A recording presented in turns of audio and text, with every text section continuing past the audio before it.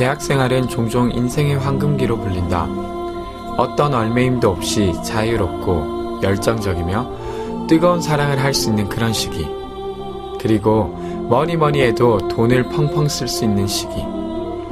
그러기에 대학생활은 황금기이다. 황금기는 뭐니 해도 돈을 많이 써야 제맛이다. 우리는 적어도 연 1,700만원 정도는 써야 한다. 이 돈은 별건 아니다. 부모님이 4달 반 동안 숨만 쉬며 일하시면 벌 수 있는 돈이고, 친구가 3,790시간만 알바를 하면 벌 수 있는 돈이고, 그리고 내가 아무것도 하지 않고 사는 데만 쓰는 돈이다. 이 중 등록금을 제외하고 가장 큰 부분을 차지하는 집값. 이마저도 걱정되신 우리 총장님들은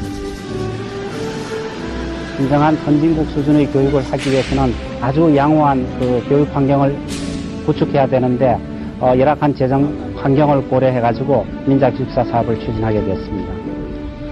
기숙사를 건립하기 시작하셨다.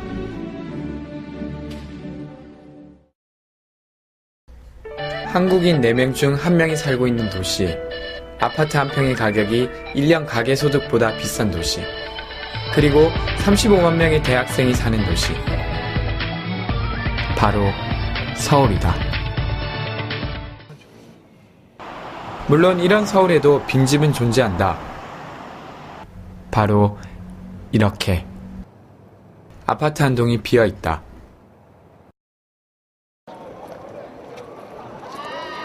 은평 뉴타운과 그리 멀지 않은 이곳 홍대. 이제는 삼척동자도 아는 대학생 주거난의 대표적인 지역이다. 친구랑 같이 살아서 한 달에 집세가 75고요.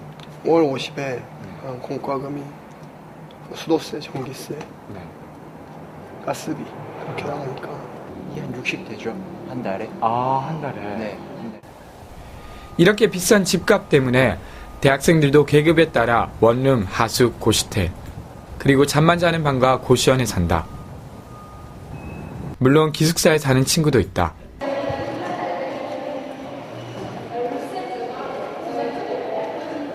혹시 1인실은 얼마인지 아세요? 1인실이 제가 정확히는 한 달에 한 50만 원 정도 하는 걸로 알고 있거든요. 그 정도. 한 200, 한 2, 30만 원 정도 될 거예요. 한 학기에. 응? 한 200, 한 2, 30만 원 정도 될 거예요.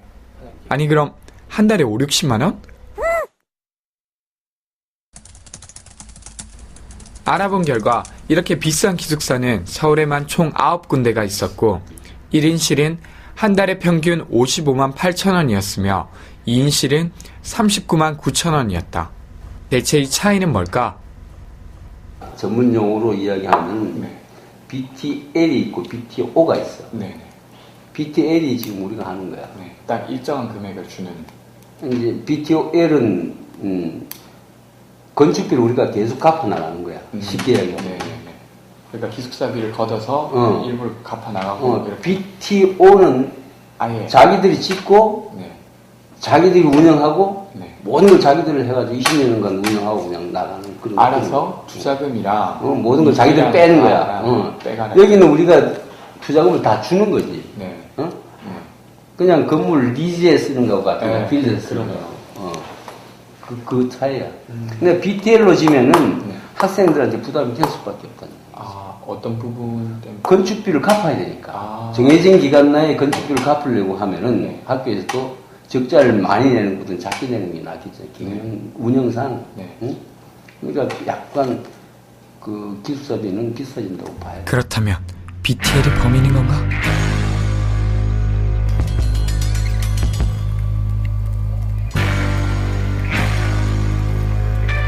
오랜 추적 끝에 BTL의 흔적을 찾아냈다.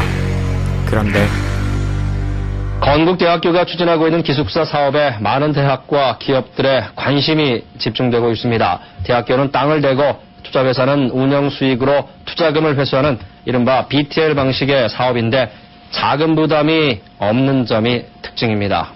자금 부담이 없다고? 우리는 더 많은 정보를 위해 학교 관계자를 만났다. 그러면 SK 기숙사 지을 때 학교가 그때 당시 돈을 지불하지 않아도 건물을 지을 수 있었잖아. 소통 하나도 지불하지 않고 지은 거지. 하나도 소통 지불 안 해도. 또 민자가 들어와서 자기네들이 다 지어주고 그러고 나서 이제 그 사람들이 월별로. 지금 이제 계속 이제 빼가는 구조 아니에요. 그리고 민자기숙사 건설 관계자도 만났다. 민자를 유치한다는 거는 자기 돈이 없으니까 하는 거잖아요. 돈을 받고 하는 거는 그 시설을 가져가는 거잖아요. 자기가 학교가 지어야 할 시설물을 그 민간 사업자가 지어주고 민간 사업자가 그걸 운영을 해서 사용 수익금 가지고 20년이나 뭐 해가지고 회수해서 나가는 구조니까 학교한테 따로 기부할 수 있는 건 없어요. 손해보자고 사업하지 않죠. 이게 또 사업이니까.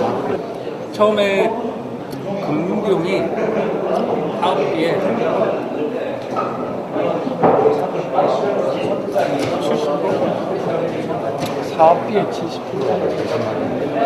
그러니까 처음에 원가가 300억이다. 그리고 나중에 금융비용 붙어가지고 500 한 70. 그 투자한 것들에 대한 어떤 보답, 아니, 이자만 한 200만.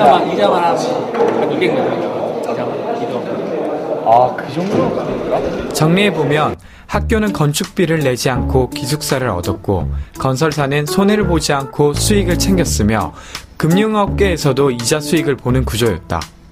그리고 그 사이에서 정부는 기획예산처는 올해 하반기부터 시행하는 종합투자계획의 대상 사업으로 국공립대학교 기숙사 건립을 우선 검토하고 있다며 민자 사업의 수익률을 높이기 위해 기숙사를 대형화하고 기숙사 내에 각종 상업시설을 유치하는 방안을 추진하겠다고 알렸습니다. 경제지표 상승을 노렸다. 여기에 학생은 어디에도 없었다. 하지만 학교가 마냥 손을 놓은 건 아니었다. 한 5억 정도는 학교에서 적자가 난다고 봐야지. 5억 정도. 그러면 이 부분을 학교 본부에서 메우고 지원을 해주는 거죠. 네. 그럼 나머지 부분은 학교 학생들의 기숙사비. 그렇지. 기숙사 수입으로 충당을 하는 거지. 그럼 5억 곱하기 20년이면 얼마야? 한 100억 정도. 100억은 안 돼? 네. 그러게 말입니다. 한 대학의 민자기숙사 건축비는 300억 원. 그리고 이 건축비를 빌리기 위한 이자 비용은 200억 원. 이 500억 원 중에서 학교는 100억, 학생은 400억 원을 20년 동안 나누어서 내고 있었다. 사실상 학생이 건축비의 대부분을 부담하고 있는 것이다. 학생들에게 받은 등록금, 그렇죠. 등록금으로 건축물을 짓지 않는. 짓지 않겠죠. 짓지 않죠. 하지 않지. 근데 그걸 하면은 그 상당히 문제가 되겠지. 근데 그렇다면 사실은 그 학교 건물이긴 하지만 기숙사 건물을 학생들이 돈을 내서 지은 건데.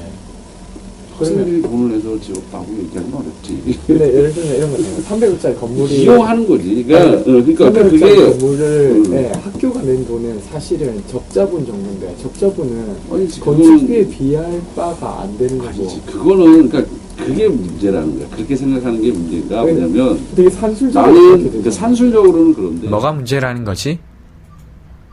그냥 더하고 뺀 것뿐인데.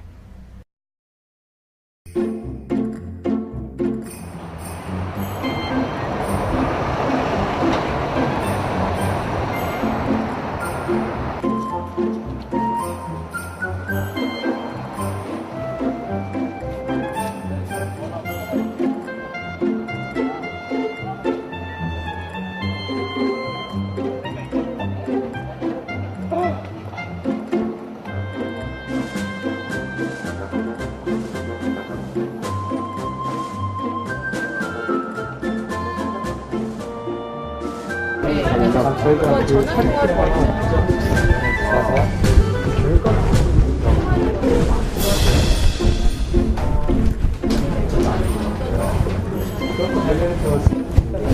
여쭤보고 싶은 게 있어서. 그래 제가 이렇게 막 복잡한 줄 몰랐는데.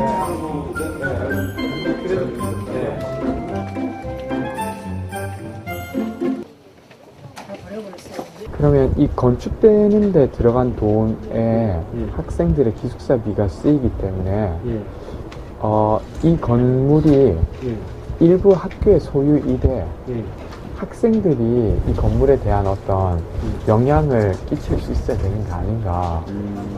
건축비를 댄다는 것보다 정확하게 표현은 아니고요. 건축비를 부담하는 건 아니고 건축은 시행사에서 부담했고 거기에 대해서 건축한 거에 대한 수익을 어느 정도 부담하는 거죠. 만약에 내 돈을 부담하는 게 싫다 그러면 학교에 건물 지으면 안 되죠. 있는 건물만 써야 되는 거죠. 있는 것만 쓰고 그냥 개보수만 하고 그래서 지금 국내 대학들의 적립금이 10조 원에 육박한 것으로 확인됐습니다. 상위 10개 대학의 적립금은 지난 1년 새 3,200억 원 이상이 늘었고 총액으로는 3조 2천억 원을 넘어섰습니다. 이를 상위권 10개 대학은 땅 사고 새 건물 짓는 데 적립금의 55%를 쓰고 학생 장학금으로는 고작 8.4%만 배정했습니다.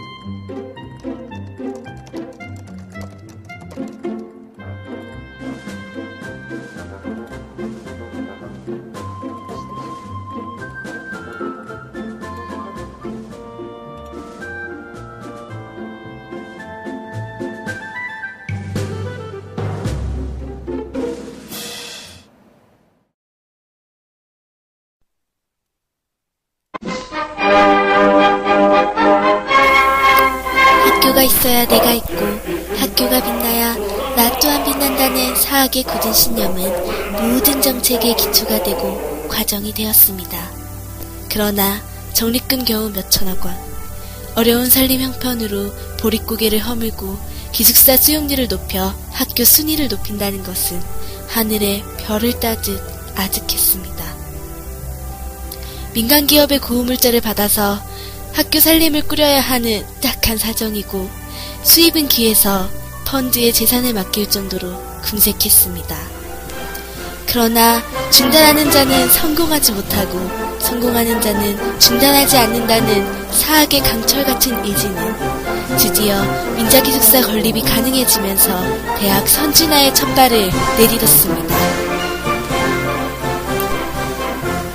사학의 든든한 버팀목인 정부께서는 민자기숙사 건립을 허가해 주어 경제지표도 올리고 대학들의 순위도 높이는 일거양득의 쾌거를 올렸습니다. 여의도의 산업은행입니다. 산업은행은 사는 건대사랑 펀드라는 금융상품으로 민자기숙사 건립을 위한 자본을 조성해 주어 이 시대 최고의 금융상품에게 주어지는 장영실상을 수상하는 영광을 안았습니다. 광화문의 대우건설입니다. 대우건설은 연세대, 건국대, 서강대 등의 10여 개의 민자기숙사를 설립하여 안정적인 수익을 올리고 대학 균형 발전에 기여하고 있습니다. 이처럼 자립형 기숙사를 탈피하고 민간유치 기반을 다져 공짜로 기숙사를 얻기 위한 사학의 집념은 드디어 교육의 현장에 55만원짜리 초신식 기숙사 개발에 고동소리를 메아리치게 했습니다. 있는 것이라고는 학생들과 몇천억 원의 적립금뿐인 사학 형편이었습니다. 사학께서는 바로 그 노는 인력을 자원으로 민자기숙사 개발을 시작한 것입니다. 그 할 일 없이 허송세월하는 학생들과 학부모들을 자원하여 그 노는 힘을 투자해서 기숙사비로 건축비를 받음으로써 세계 주류에 낙오되지 않으려고 몸부림쳤습니다. 우리 대학들의 기숙사 개발은 오래전 지극히 부분적으로 설립하던 역사뿐이었습니다. 사학께서는 수천 년 동안 잠자던 영토와 오를 줄 모르는 기숙사 수용률을 잠으로부터 깨워서 대학 순위 상승의 기치를 높이 들어 삼천리 반도의 지도를 달라지게 만들었습니다.